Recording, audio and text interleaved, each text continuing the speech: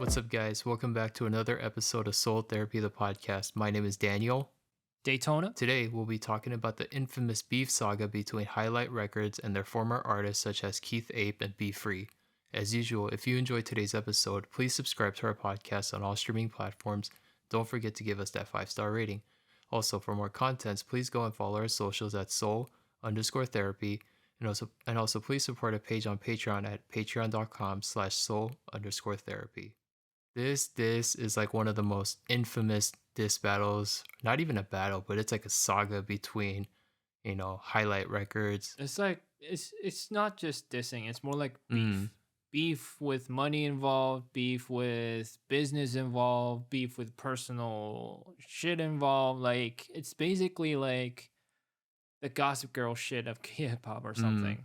Like no one knows what happened. No one knows exactly what happened because all we got to hear was Paolo's right. side because he actually made an entire video about it. But the opposition decided not to make anything because that's usually how the cohort Mm-hmm. works. They don't do Right. anything. Um, they don't put out albums. They barely put out features. They don't do anything. Um, except a lot of you know what? Disclaimer here. The factual Daytona that you usually get is gone for this episode. Okay. It's all speculation Daytona here because no one knows what happened except themselves. Right. You know Mm-hmm. what I mean? I doubt even they know amongst each other what fucking happened. It's all such a cesspool of bad business, very unbalanced contracts, or fair contracts, according to which side is talking here. And a lot of speculation about fentanyl drugs, too. So it's like this entire bullshit going on, and there's always a story of backstabbing and a lot of today's friend was tomorrow's enemy and stuff like that. Mm, You know what I mean? So it's a fucking mess. So you have to stick with me, and you have to also acknowledge that this is pure drama centered, and I don't have any confirmation whatsoever if any of what stuff that I'm going to say today is true. okay. So let's ride with this. How does it all fucking start? First of all, the cohort is not entirely signed to Hi-Lite Records. And I'm not talking, of course, they're not signed now. I'm talking about when they actually Mm-hmm. began. The Orca tape was definitely put out by Hi-Lite Mm-hmm. Records, but the cohort in general is not entirely signed by Hi-Lite Records. Only Reddy, Okasian, and Keith Ape Was was it kind of signed. like a sub-label in a way? No, not a sub label. Not a sub label. It's just like you know how ASAP Mob Right. works. Like ASAP Rocky is signed to Mm-hmm. RCA Records, but that doesn't mean the entire ASAP Mob is signed under Mm-hmm. RCA Records. Like it's like that kind of deal. But instead of ASAP Rocky, it's 3 rappers, and B Free wasn't even part of Hi-Lite Record. B Free wasn't even part of Cohort then at that time. Now, what happens is they put out the Orchid tape, they put out Occasion's Tabson Sizzle album, they put out Keith Ape, who was called Kid Ash at the time, with G2 Brainwash, Project Brainwash, and everything. And we got a lot of great records. Like all of these records are at least regarded as cult classics in the Korean hip hop scene right now. Like they really changed the landscape of trap Yeah. music and how people approach No doubt. music, and it was a great period for Hi-Lite Mm-hmm. Records. Then you had B Free's catalog, which was obviously fucking amazing. The High Life Mm-hmm. compilation, Yeah. which was executive produced basically by B Free, which was a killer album too. Paloalto dropping all these records, getting better and better and better, and all of it was good. Now things start to happen though. Show Me the Money 4 happens. And Be Free gets into this whole mess with Sani, and he dissed BTS around this time period. Jeez. Hi-Lite gets a lot of flack for this, and like especially Hi-Lite had that kind of fuck Show Me the Money kind of stance, and then why are they coming out and Show Me the Money 4 after dissing it, and blah blah blah blah, a lot of shit going on, and like the whole My Team beef with Honey, which I will side with B Free on this, but that's probably going to be the last time I'm going to side with B Free anyway. And all of this shit going on, there's too much noise going on, and this is speculation here. The Cohort, especially Occasion, had problems with regarding marijuana charges, I think, at around Mm. this point. I think B Free had a little bit caught up with that too. It was because Occasion had all this visa problems, Mm. and criminal records are not great on visas and stuff like that when you're trying to get a visa and stuff. So what happens is Occasion's albums keeps getting delayed because of these visa Right. problems. So Occasion decides, you know what? I'm gonna step out of Hi-Lite Records. What was officially said was, Occasion said this isn't exactly the record for me. It wasn't like beef at this Mm-hmm. point. But problem happens when Be Free and Paloalto. Yeah. Be Free tried to get out of Hi-Lite Records as well because he thought that his musical direction is changing and he wanted a maximum freedom as a artist Okay. regarding dissing someone and regarding trying to I think a lot of musical decisions that's not exactly musical, you know what Mm-hmm. I mean? Like dissing people and stuff like that. Paulo was trying to keep him on it, like keep him at bay because there was just too much flack coming to Hi-Lite Records and B Free didn't agree with that shit and stuff But like that. So I didn't think B Free's contract already was going to end regardless because of yeah, it was a problem of like renewing that right. contract, I think. And B Free said, you know what? No, no, none of this shit. No. I don't think it was bad necessarily because even after Be Free came out of that, came out of that contract, came out of Hi-Lite Records, Paulo still featured on a lot of his songs Mm-hmm. after that, right? So I don't think the breakup itself was necessarily problematic. It wasn't exactly amicable, but it wasn't to the point where it was like fuck everybody kind of Mm. thing. You know Yeah. what I mean? It was all good. Now, problem happens here. Um, First of all, Reddy, who's in Right. Hi-Lite Records right now, who was also a member of the Cohort, decided to leave the Cohort. Mm. Around the season 5 of Show Me the Money, I think, Oh, interesting. because he had personal problems with the crew. The Cohort crew isn't exactly made up of poor people. They're basically like very privileged background people, you know what Mm-hmm. I mean? Except for Be Free. Now, but Reddy's not that kind of guy. Reddy had a much lower working class kind of Mm-hmm. background, which made him um, kind of not really melting in with the whole crew thing. They had a different Like an lifestyle. outcast. You know what I mean? Yeah, he was kind of Okay. outcasted and stuff in a way, like naturally in a sense, because when other people were making music, he had to go work and stuff Right. like that. You know, this is actually referenced in Reddy's album. There's a song called "수면 위," which is basically his entire feelings about this whole beef regarding him and Cohort, right? Interesting. So because of that kind of problem, Reddy left Cohort but stayed with Hi-Lite, and Be Free and Occasion left, Mm-hmm. right? Keith Ape also left Hi-Lite Records because Hi-Lite Records didn't feel like it could support Keith Ape well enough because Keith Ape was going on another level at that time with 88 Yeah. Rising and the whole Ichima hit, and Hi-Lite just didn't have the enough infrastructure to support Keith Ape's movement in the United Mm-hmm. States. So Keith Ape effectively got said they're parting ways as well. At this point, you see that except Reddy, everyone is out of Hi-Lite Yeah. Records, right? The chronological order might not be right, but this all happened at the similar time period. It doesn't matter that much, but so Be Free left, Occasion left, and Keith Ape Mm-hmm. left, except Reddy. And Reddy's not a part of Cohort anymore. And Be Free was not a part of Cohort here, but he decided to join after he left Hi-Lite Mm. Records.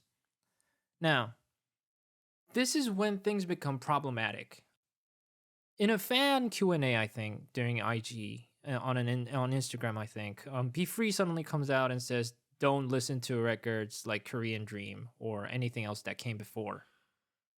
Korean Dream was the last record that came out in Be Free's duration at Hi-Lite Records. And the reason he said it was because he said Hi-Lite is not paying me. What the heck? Like this becomes very weird here. Palo Alto made an entire, I think, 30-minute long video about this, I I think I think. remember that too. Yeah. First of all, B Free didn't own his masters. Mm.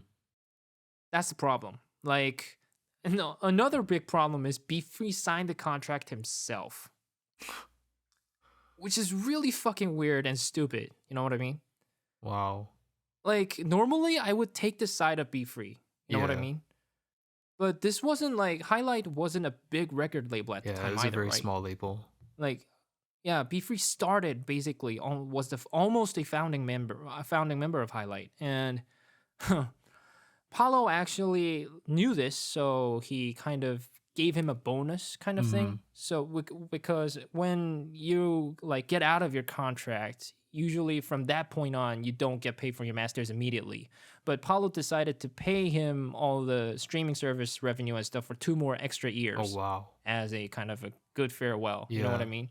So, and basically, like what Paulo did was give out the standard contract too. Like this is standard contract in Korea. Mm-hmm. So while if it was any other artist, if it was a normal situation, I would say fuck Paloalto Right. because I think every artist should own their own masters. But the problem is B Free sold it away himself. So like I mean, he gave it up. Like he gave up his Basically rights. put It himself wasn't in like that some position. manager signed. Yeah, it wasn't like some manager signed it instead of him. There was an IG post that tracked it back like 7 years or Oh, wow. something, and where B Free actually has a picture of himself signing the contract. Jeez. So it's like, dude, you signed it, you Yeah. know. So, but at the end of the day, it is true that artists should own their masters, Mm-hmm. right? I mean, that's how no the doubt. age that's how it's gonna go from now on. That should be how it is. Exactly. You have to own your mode of production, especially when it comes to art. So, Be Free and Palo Alto don't exactly patch things up because this was when they really got bad with each other. Like because if you think about Palo Alto, like Be Free really mucked a lot of shit up. Mm. Like he dissed people that he couldn't actually take responsibility Mhm. for. You know Yeah. what I mean? Like he did drugs.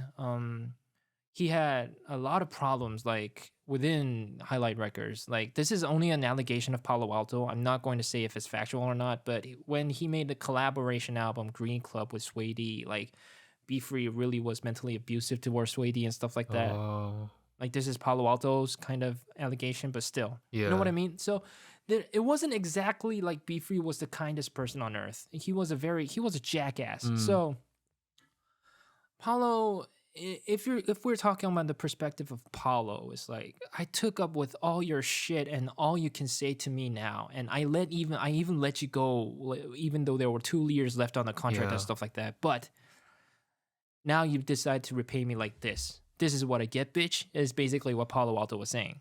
Now, granted, as I was just saying, you need to make sure that the artist still has like ownership because it's bullshit at the end of the course, day. Yeah. If the artist doesn't own their own masters. So what I think what happened was Be Free and Palo Alto met up and decided that, you know what, I don't give a shit about you. You don't give a shit about me. But to make this fair, I'll just make sure that from an infinite period of time now on, you can get your share of streaming services and album revenue when it comes to old Hi-Lite Records. Mm. You know what I mean? So that's solved. But during this process, because Be Free is part of Cohort and Okasian had some like visa problems and stuff like that, like the old shit all dug up into something bad. Like Brian Chase, I think, who was part of Cohort, like burned Hi-Lite notebook merch and stuff like that on Dang. IG. Keith Ape said fuck Paulo and all that other shit, and it went whole Ari. Now, this is where it gets worse. Oh my goodness. Believe it or not, it gets worse from here because Keith Ape, obviously what happens to Cohort after that is that nothing happens. Like literally nothing happened. They didn't put out anything. They're not making any music. All they're on IG, drunk as fuck, high as fuck. They're obviously doing drugs. A lot of people, you know, we had a very big fentanyl scare. Yeah. like a few months ago. This is speculation, but a lot of people are saying that Cohort is a very big part of it. And obviously, I can really see where they're coming from because they look high out of their mind usually when it comes to IG stuff. Exactly. That's why they are not being able to put out work and stuff. Like ever since they went to the States for when Ichima Yeah. blew up, I think they tried something they shouldn't have done over there and came back in Korea. And then Keith Ape had this whole debacle with B Free because B Free didn't pay for Keith Ape's features. Oh my goodness. So it's like Keith Ape had a Yeah, diss but too? there's Oh my goodness. yeah, Wow. Keith Ape is dissing B Free. They're not on good terms. Like B Free left Cohort because of this. Now, granted, I think this is one of those cases where B Free actually deserves to be defended because Keith Ape was not in his mind. Yeah. Like Keith Ape currently is, I think he went on rehab very recently. Like this was like 2019 or 20. When did Free the Beast come out? The album. I think it Was it 2020 or I think it was last year. yeah, Yeah. 2020. Keith Ape was high out of his mind. Same with Okasian, and Keith Ape had this whole bullshit going on with fentanyl. I think it's a speculation. That's what B Free was saying. Like even in the Free the Beast album, he's dissing fentanyl rappers left and right. It says a lot about fentanyl. Yeah. Like even if a guy like B Free is dissing you for doing that kind of drug, you really need to reevaluate Exactly. yourself. Don't do fentanyl. Fentanyl, there's nothing good coming out of Bro, doing it's fentanyl. dangerous. This is not marijuana. This is not even cocaine. Fentanyl will ruin your fucking life. Don't do it. Now. But the problem is like B Free is saying like, but I basically gave you all the money for you to work on your album. I gave you studio fees. I fed you, motherfucker. Was basically what B Free is saying. Okay. You know Yeah. what I mean? So the entire like cohort is not in a very right state of mind right now, especially like Keith Ape having domestic abuse allegations with Satsuki and stuff like that. He had a knife fight with his girlfriend. What the heck? He didn't beat him up. He had a knife fight with, and this is factual. Like he had a knife fight with his Bro, girlfriend. what's wrong with him? And there's even talk about whether Satsuki was pregnant at the time or not and stuff like that. And it was like so fucking horrible. And it actually made B Free kind of look better in comparison. Like that's how bad the situation was. So like, and ever since like, and then Paloalto, I think some fan of Paloalto asked him on IG Q&A sessions, and it was like, "Are you still in touch with Keith Ape?" And Paloalto said, "Fuck that motherfucker. He probably can't do even drugs because he's in the military and stuff like that." Wow. So this is a really big mess. Like this is some I don't even see this kind of shit in the United States scene. It's so fucking out of my mind. There's domestic abuse, there's drug abuse, there's bad contracts, like everything that could go wrong went wrong with the cohort. You know what I mean? And all of this is speculation because no one knows for sure. Okay? Now, with all of this in mind, you can see why Hi-Lite Records don't want to be associated with Cohort anymore. With the Cohort, I wouldn't anymore. be surprised. Yeah. And B Free has his own like new wave records going on, and they're making new music with a new crew and stuff like that. You know what I mean? Like all I want to say here is that first of all, don't do drugs. Of course. Please. Yeah, don't do drugs. Please. Yeah, don't do fentanyl. Especially there's a lot of talk around fentanyl in Korean hip hop scene right now because like they're feeding that shit to teenagers and hooking them up, and it's like fucking horrible. Like I was so disappointed with the Korean hip hop scene because of that. And don't do it. Just don't fucking do it. Second, again, this is all speculation. This is what people are. This is basically word on the street is kind of episode today. So don't assume that everything I said is right. About 60 to 70% of what I said was factual today, but obviously when it comes to the worst parts, it's very speculatory because they obviously wouldn't have made an official statement regarding this, right? Because it's all the bad shit going on. Now, Which leads us as Korean hip hop fans to make a judgment on one thing only and one thing, that's music. All right. Um, Highlight Records are doing their own thing. New Wave Records, which is B Free's label, like he made his own label, is honestly doing great. Like they're doing their respective music and they're doing great. I don't agree with a lot of the lyrics that are coming out of Oh the New yeah. Wave Records and stuff like that, but they're saying they're Memphis based. Like there is the Korean version of Memphis hip hop. So I mean, what do you kind of Yeah. expect at this point? It's still bad lyrics, but you kind of know what you're getting going in. Exactly. So if you're not up for that, very hyper violent or very questionable lyrics, I suggest you don't listen Yeah. to it.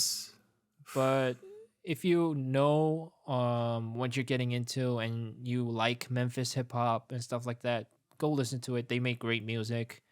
Highlight is more focused on the alternative side Yeah. of things, and he's Paloalto is not a CEO anymore, by the way. But Highlight Records is trying to sign a lot of R&B artists in as well. So if you're looking for safer but kind of wonky music still, like go for their music. Now, that leaves us the Cohort. Oh boy. They aren't putting out anything. No. The one thing they put out was Keith Ape's album, which is an homage to Baldur, that video game, that Yeah. horror video game. Yeah, it was horrible. I look, I can guarantee you that I listened to one of the most. I have a, and this is kind of a weird flex, but I kind of think myself as not trying to discriminate genres. Like I listen to a lot of music across all spectrums as widely as possible. I try to do that. Which means I'm very one of my favorite, like I have a very strong affinity toward heavy music. Like even the most weirdest black metal and shit like that, you know? And even by those standards, what Keith Ape has made really rubbed me the wrong way. Like when it comes to heaviness, when it comes to modern heaviness, when it comes to making abrasive music, there's still a kind of grammar to it. Yeah. You know what I mean? It's not just all noise and shouting over beats and it's over. But that's kind of what he did. Yeah. It's noise rap, but not good. It's like Suicide Boys or City Morgue done in the wrong way kind of thing. I didn't like that entire album except one song. I think like he used to be so good, like Keith Ape. Seriously, like he used to make great singles, but I don't know if it's the speculative drugs or I don't know if it's just a very bad mental condition or he just ran out of creative juice or something, but this wasn't it. Like it was all noise, no nothing. So, and being the Cohort, like Cohort was a very influential group in Korean hip hop. Not just because of their fan base or anything, but they really changed up a lot of shit when it happened. Like the first and only, I guess. Oh no, actually there are two compilations, and I like both of them. The first compilation called Orchid That Tape, one was good. and there's a second compilation called Disconnect, which was on SoundCloud mixtape, which is great as well. And Okasian's first album, like Kid Ash G2 collaboration project after, like before Kid Ash became Keith Ape, like they all have their own influences bleeding into the Korean hip hop scene right now.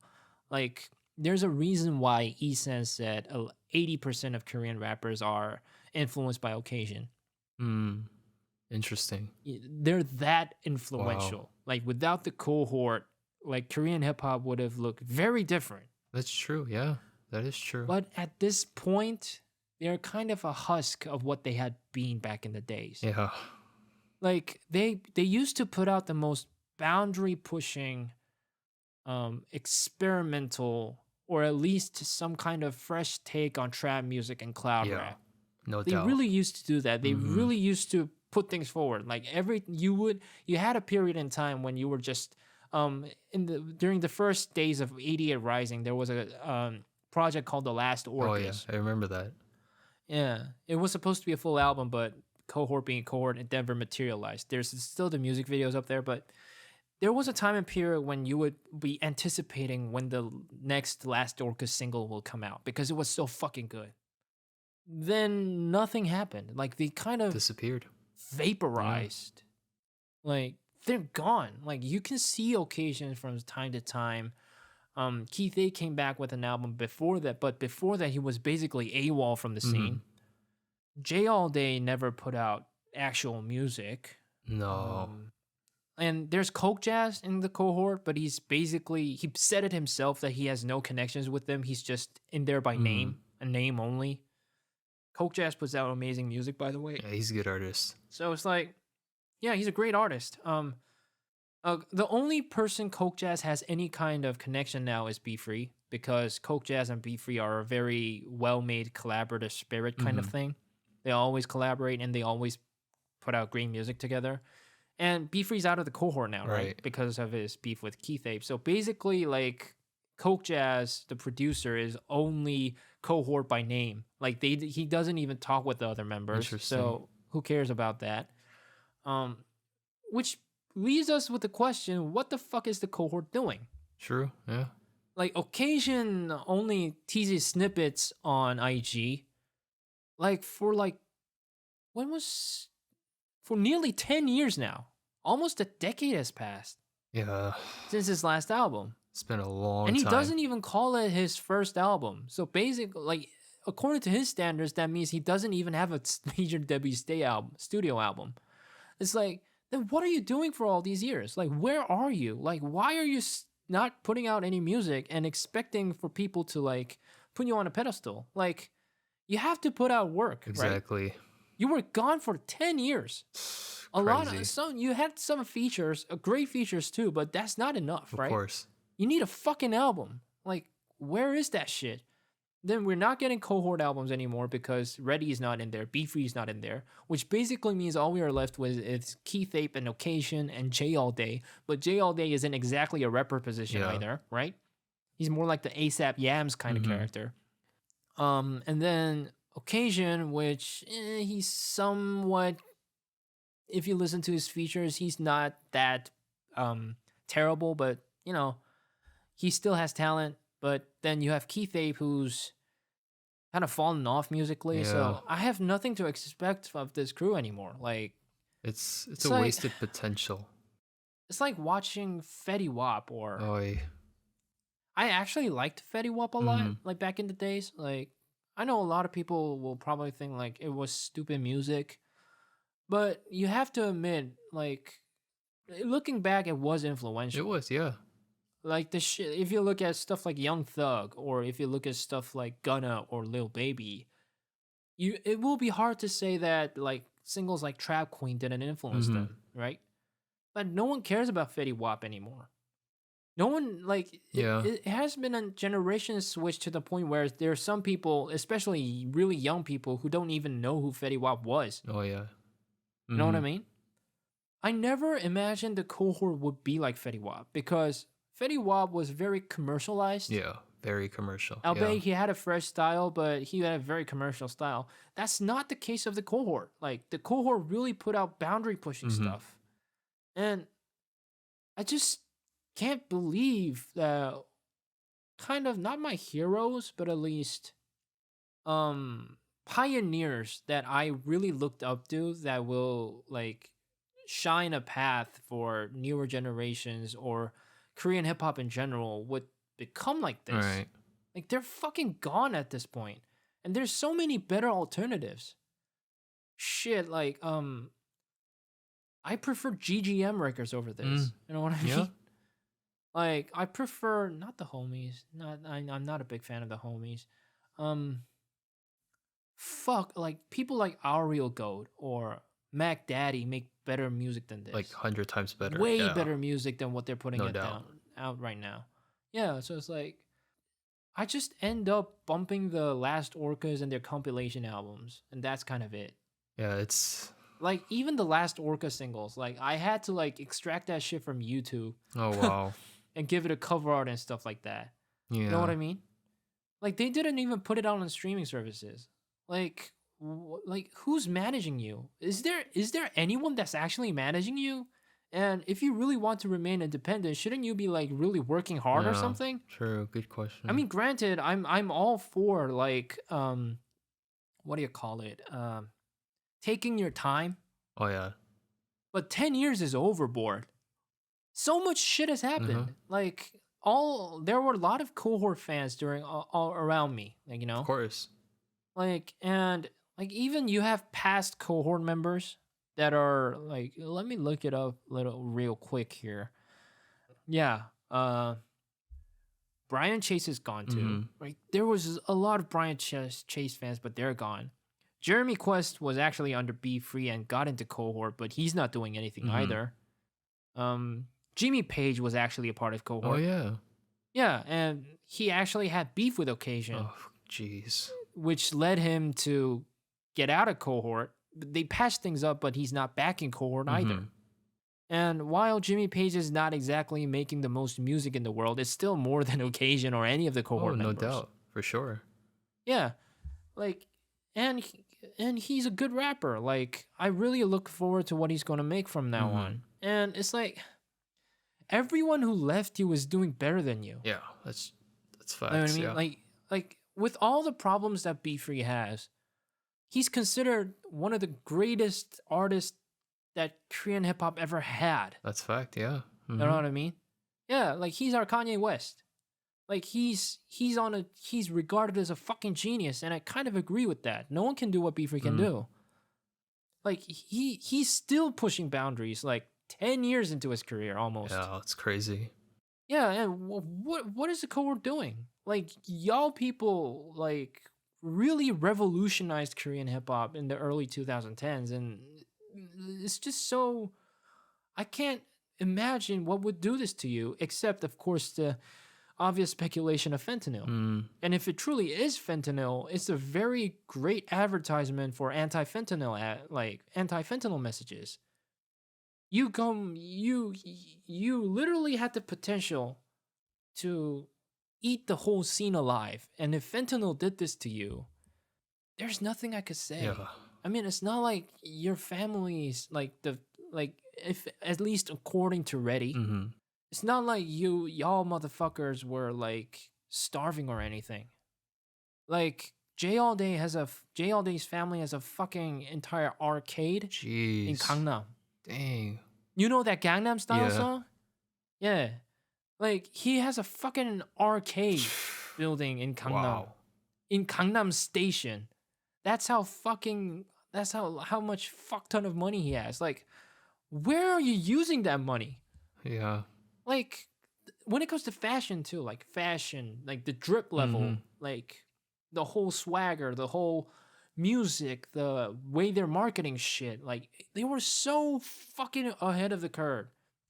And if drugs truly did this to you, I would seriously like feel so bummed. Mm-hmm. The future of Korean hip hop gets ruined by fentanyl. Yeah. That's so fucking lame. I'm not saying again, this is just speculatory. This Of is course. Yeah. this is basically word on the street and what B Free said about them. You know Mhm. what I mean? Like there's tons of references of fentanyl, the cohort taking fentanyl in Free the Beast album. Oy. It's like, what is this? Why? Like, why would you, like, people will kill for the talent you Oh yeah, have. no doubt. And at this point, it's a fucking crime Mm-hmm. to, like, let all of that talent go to waste. People will kill for that shit, and this is how you use it? Yeah.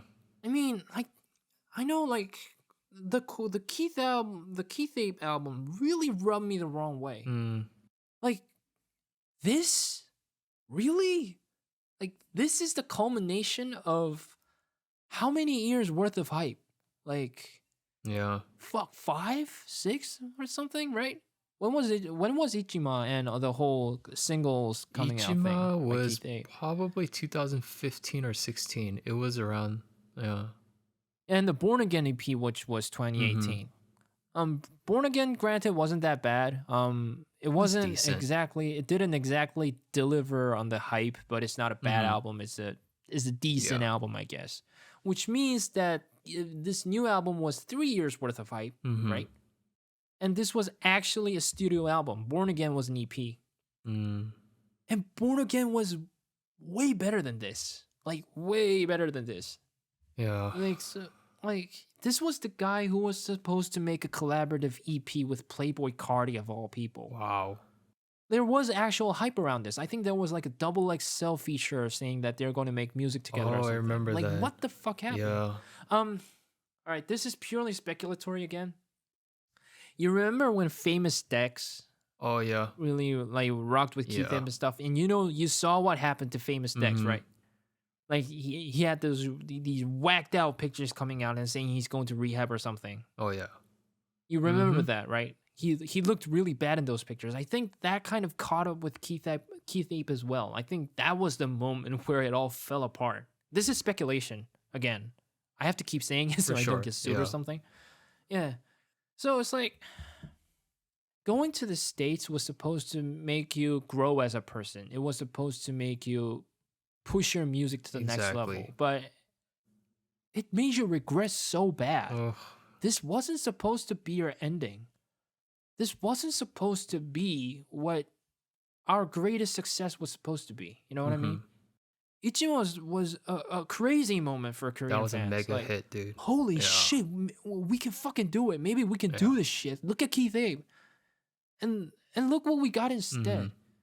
We got a domestic abuser who's high out of his mind and lost touch with what good music is. This is such a fucking bummer for me, you know? Yeah, it's a tragedy. If you cannot maintain the crown, if you cannot sustain yourself to like keep your place in the throne, Mhm. don't even try to get it in the first place. Like build up your foundation first. Like build up as an artist first.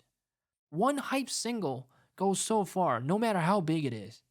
And that isn't enough to make you go drunk on power or think you're this big shot that everyone has to like uphold Yeah. anymore.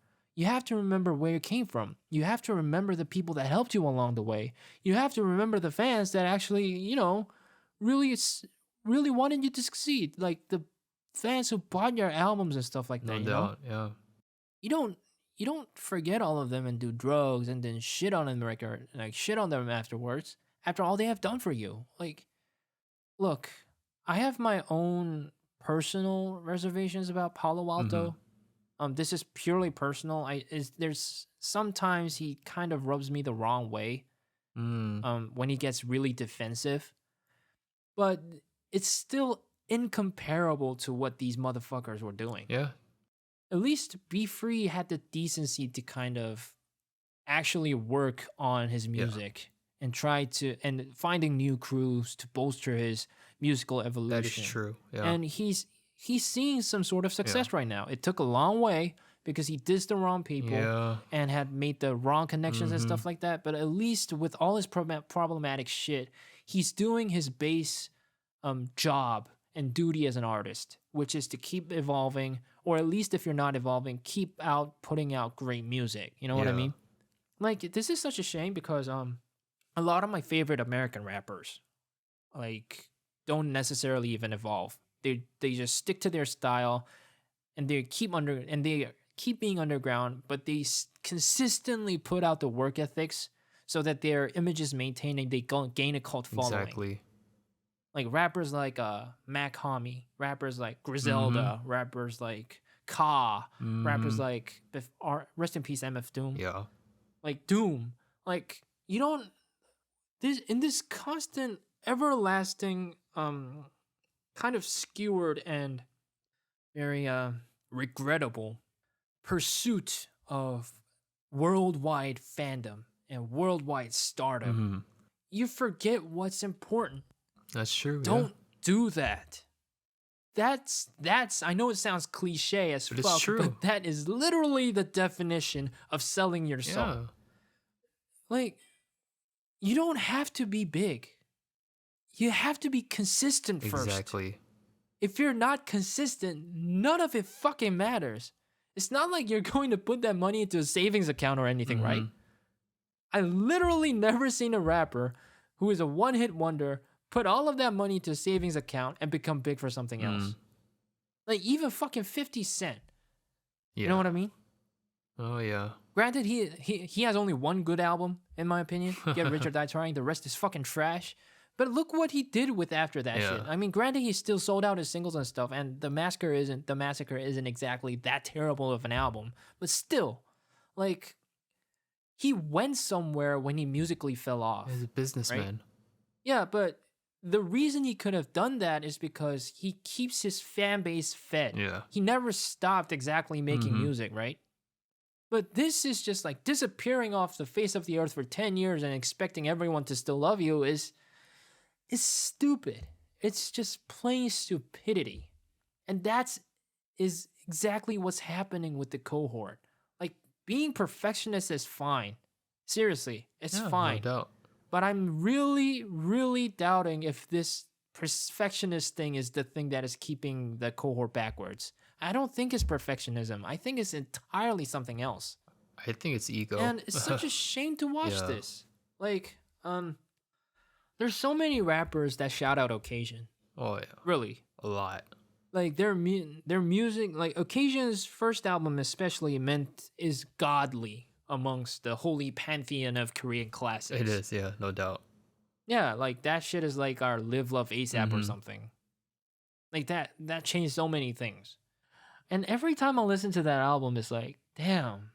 What happened? You can still make an album like this and still fuck up your career. Yeah. Like, you really don't know, like, what can happen in life. All sorts of bullshit happens. And it's just bad. Yeah, it's man. a shame. Like, to me, it's like one little thing can cause so much destruction. You know what I mean? Like a chain reaction to the point where you don't know what you're doing with your life. And that's what I saw with the Cohort crew, you know, like like you said, the fame is really the fame really got messing to them. with their minds, and especially with Keith Ape, man. Like the dude was such a good rapper. I remember when Ichimai came out, like that was literally like the talk of the town. Like that song was like like everything was right. The drip, yeah, dude. like the makgeolli in his hands, and the whole aesthetic in the hotel room. Yeah, like, man. That kind of a little bit of a cyberpunky kind of image. It wasn't exactly like gun-toting gangster shit, but it still showed that you can be hard and stuff like that. And what the fuck happened? Like, people who blew up around that period went up to become great musicians. Rich Brian. Yeah. Like, that Rich Chigga shit was around that time as well, right? Maybe a year or a half later, I guess, or something. Look where he is. He's literally not able to keep up with a fucking teenager. Like, Rich Brian was like 18 or something when that thing dropped. Maybe a year younger, maybe 1 year younger. Yeah, and Keith Ape is like, how old is he right now? Almost in his 30s, maybe. He's 27 this year. What is it? Rich Brian. Yeah, how old is Rich Brian? He is 22. See? There's a 5-year, that's half a decade. Yeah. You know what I mean? Granted, Keith Ape is still signed to 88 Rising. So maybe they'll pull him up to his knees or something. Hopefully. But at that point, I'm really kind of like, does he really deserve it? Like, stuff like that. I think as an artist, you always have a chance to make a redemption, even though there are so many mistakes that you made. But as I feel like comes a no, mistakes is not the right word. No, but what I'm saying is like there comes a point in time where you have to be serious about things, and I think Keith Ape, what he was doing was, again, like fame has really got to him to the point where it's like, okay, you know what, I can just do whatever I want, and I think he started abusing that, and look where he's at now. You know, like you mentioned with B Free and like other artists, like they're doing like well. You know, B Free has, you know, to me he's still like, like he has an entire army of Memphis rappers behind him right now. But like not actual Memphis rappers, but you know, like there's a fan base, and like he's being successful and he's slowly, I would say, made a turnaround, even though he's, done so many problematic things in the Yeah, past. it's more like he never made a turnaround. It's more like he's doing like he always did, being problematic as Yeah. fuck, but still putting out great music. So people are kind of addicted I, to I him, I think that's guess. one of the Yeah, but yeah. I think that's one of the issues that I maybe still have. Just like, man, how does one individual become this problematic and still become like successful and make like really good music? Like, I just wish that, Hey, look, there's a motherfucker who sold his soul yeah. and trampled people in the States these days. Oh, So well, you know what I'm doing. You know who I'm talking about, my listeners. You know who I'm talking about. and I think You know the one. and I Yeah. think this whole, saga that happened between, Highlight Records and the Cohort crew, I think, Mm. uh It gives you a lesson. it truly does. It really It opens does. your eyes a lot more, because things like this can escalate in a second. You just don't know it because everything's Yeah. behind the scenes, and like there's so many details that that I didn't know about, even though most of the things are speculation. But still, the fact that I never got to hear about this much more information just made me realize, like, wow, this whole music industry is just so intimidating, Hmm. because Yeah, it really is. one little thing can become a destruction. It's like a recipe for Mm. disaster if you don't go in the right Mm. lane or choose the right spots, or, you know, Mm. approach, business the way it's supposed to be, and it's just a wasted potential. Like, Cohort crew could have been something special. And like you said, like drugs and just mental health and not taking care of one another, not holding each other accountable. It's all of those things pile up and go into effect, and it's to the point where I always keep reminding myself, it's like, man, like, Look, at the like with looking at what cohort happened, yeah, it's like it really made me change as a person as well in a yeah, way for sure, yeah. because like in my late teenage years and yeah, I think late teenage years would be like when I was like 18, Mm-hmm. 19. I used to think like a very white frat boy. Mm. Like No, I hear you, yeah. wow, they're doing drugs and shit like that. And I look at the cohort and it's like, see, you gotta do drugs to make good music and Mm. stuff like that. I was stupid. And it was basically like the Tentacion fan, I guess. I hear The you. Tentacion stand kind of Mm-hmm. thing. Like, oh, they're an artist. Like, why are they saying shit about people making art? Mm-hmm. And then a lot of time has passed since then, and going through college and stuff like that. And seeing cohort now, it's like I reflect on how stupid I was as well, in a Yeah, sense. no doubt. Like I I agree. used to think like doing drugs is cool, like that's real, like revolutionary rebellion is kind of thing. No, it's not. It's just being fucking stupid. It's not like they were Sandinistas or something. It was like they were just privileged fuckboys. You know Mm-hmm. what I mean? And maybe they'll shit on me if they hear this podcast, which I doubt they will. But that's basically what they are now. They are rich fuckboys. They're privileged fuckboys. And like again, like just maybe it's because I listen to this guy a lot of the times, but I really like there's a there's an American rapper called Ka Mm. that's Yeah. based in Brooklyn. Dude is like 50 years old and he makes one of the most well-rounded, like really dark East Coast music these Mm-hmm. days. Like he always did, but anyway, the dude is a firefighter. Yeah. The dude is putting out his life for his community every fucking day. You know what I Mm-hmm. mean? Now I realize like that is the dope shit, not this rock star shit that is happening around the world. Exactly. Like not this like getting bitches, like doing a lot of Yeah. drugs, getting a fuck ton of money, beating up fans who allegedly stole your shoes in concerts. Again, you know what I'm talking about Yeah. here. And I used to glorify that shit. I used to think that that shit was the cool shit. Mm. Like, but I'm not even old. Like, I'm not even finished with college yet. And this really short span of like half a decade has, and the tomfoolery, I guess, that these people are going through really made me wonder. Like, man, this is all shit. like people going like I've like people seeing like people like Kanye go insane and stuff like that. It's really like, damn, it really isn't worth this shit. Like this whole rockstar shit needs to go. Like this is so stupid.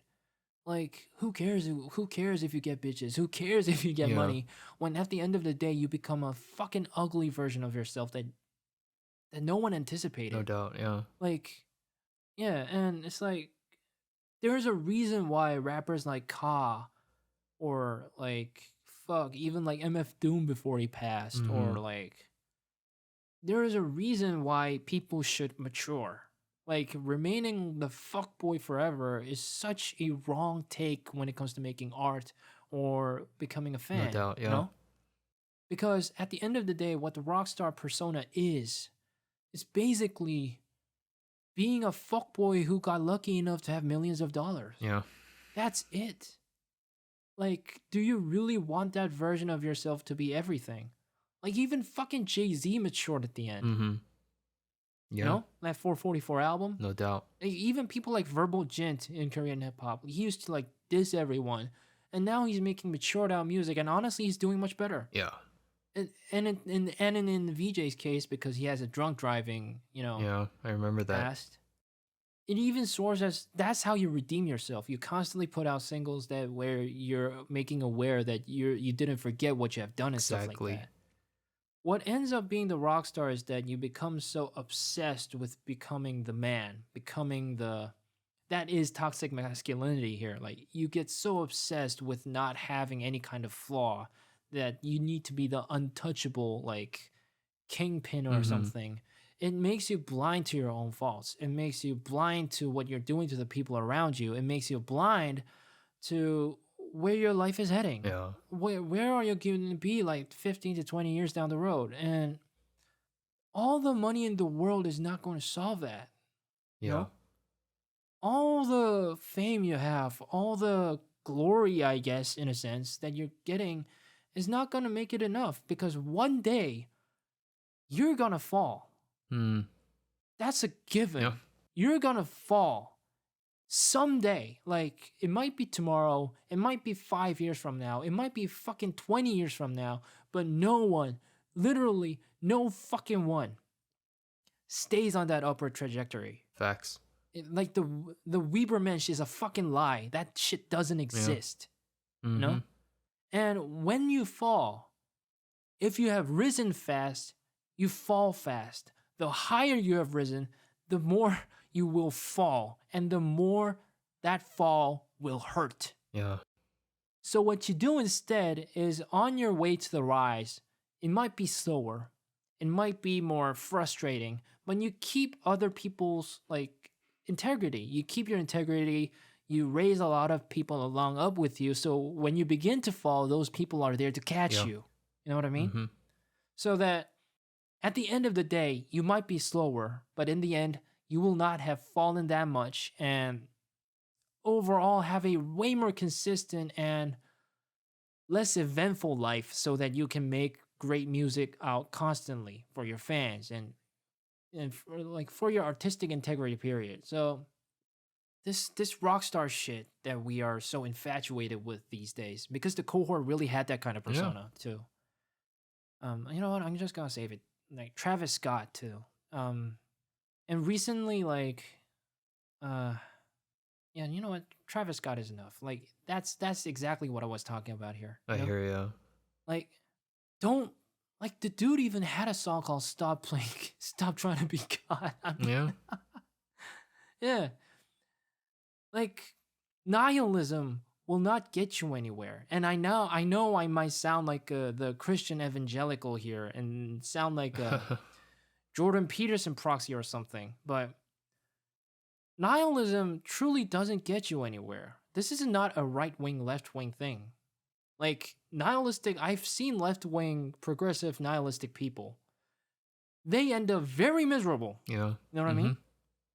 Nihilism is something that shouldn't be idolized. Facts. It doesn't get you fucking anywhere. Not because you won't make progress in financial success, but you're killing yourself as you're doing it. Don't do it. Like why are we putting this shit on a pedestal? Why are we putting people like Kanye West on the pedestal when we have people like Ka, when we have people like fucking Nas, even although not exactly the opposite, you have people like Jay-Z that are much better Yeah. examples. And yet the people who make the most money, people who get the most clout are the people who promotes this kind of damaging persona. Yeah. You're not gonna be Travis Scott. You're not gonna be Occasion. You're not gonna be that cohort kind of thing because that is not an exact result of effort. I'm not saying that they didn't put in effort. I'm just saying we all put in the effort, but most of the time, that kind of nihilistic shit is possible because of luck. Yeah. At the end of the day, True. why do you idolize luck? Luck is random. Yeah. Like, don't do this, please. I'm imploring you. I have been on this podcast numerous times saying that we shouldn't idolize people like this. The reason I'm doing this podcast and the reason why we're talking about music is that we can kind of distance ourselves from it a little bit, Yeah. at least, so that our entire persona doesn't revolve around celebrities. Agreed. And this is another great example, like this whole highlight cohort thing. Don't get drunk on power and fame. Exactly. Don't, and this applies to you, like the people who are listening to this right now, because you will have instances in your life, well, it's not as blatant as a celebrity or a rapper. You will have instances in your life in which you get drunk on something. Yeah. Don't do it. Don't. Always think about the people around you. Always try to make the world a better place. Always try to make sure that you remember where you came from and don't forget that. And, just please be a good person. Yeah. Like this whole fame over everything, money over everything. No. Don't do it. For sure. Now, that was my rant for today. No, man, it's well Yeah. well said, brother. Amen to that. Yeah. Seriously. Hopefully I think, this was actually a really good topic that we revisited because I think, it really shows us, the helps us to learn the life lessons that are given and to really understand what life has to offer, Like we all go Yeah. through struggles and that's a given fact and that we should, take those struggles, with Seriously. with a good heart and to understand that we can Yeah. conquer that and to turn it into something even more beautiful, in a Mhm. more organic way. And so I think this is a topic that really helps us to be humble and to just, understand that, life doesn't go everything the way we planned it to be. It's we just gotta stay disciplined, kind of just be our best version ourselves, to stay authentic. And so Yep. yeah, as we slowly begin to wrap up our show, as usual, any artist or tracks that you're currently listening to and would like to share or recommend to our listeners? I'm going to go with Our Real Goat, and the song is called 죽을 힘을 다하여, and English translation is With All My Might. Yeah. And I'm going to say Yeah. this numerous times. I've been saying this so many times about Our Real Goat, but man, I think I just fell in love with his music and his, him as a person. I think he really defines that professional character, not just through his music, but you can see that off the mic. And just this song in general really resonates with me because, I'm sure it's going to resonate with many people if they listen to the song and find the translation, because it really kind of gives you that emotional feel, and the sound as well gives you that emotional feel to it. And Our Real Goat is known to give the audiences like the raw story, like the real personal story about his life and just his come up and his upbringing and stuff. And so this album is called 죽을 힘을 다하여. So I highly recommend that people check this album out because it really gives you a life lesson, and I think it helps you understand, what life is really all about. And Our Real Goat's such a classy person, a well-deserving guy, and just I'm really excited for the future of Korean hip hop, especially with Our Real Goat in the scene. So yeah, go check that out. Okay. On the topic of being humble, There's a song called "The God of Small Things" by Noxar. That's a class. I love that song. It's a title track from Mm-hmm. the same album. Mm-hmm. The album's title is "The God of Small Things," and this is the ending track and the title track. It's his. I think it's Noxar's It's his first first solo album. Yep. album. It came back out in 2016. Mm-hmm. There's bound to be a translation for this. This is a pretty well-known song. Mm-hmm. It's about really appreciating the small things in life and yet somehow having the courage to look somewhere bigger in a sense. Yeah. It's that kind of, it strikes it really, it's beautiful poetry, and it balances that really well. So listen to it. It's basically, I guess, signifies what I have been trying to say today. Mm-hmm. Always look out for this kind of shit. Again, appreciate the small things in life. Yeah. Noxer, God of Small Things. I think that would be the recommendation for today. Well Yeah. said, man. Well, that's all the time we have for today, but please do comment and let us know what you think of today's topic. And if you enjoyed today's episode, please go and subscribe to our podcast on all platforms, and please give us that 5-star rating. Also, if you want more K-hip hop contents, go check out Daytona's Instagram at myk_Daytona for K-hip hop album reviews, and also follow our social media page at Seoul_Therapy. Thank you guys so much, and see you guys next time. Peace. Peace.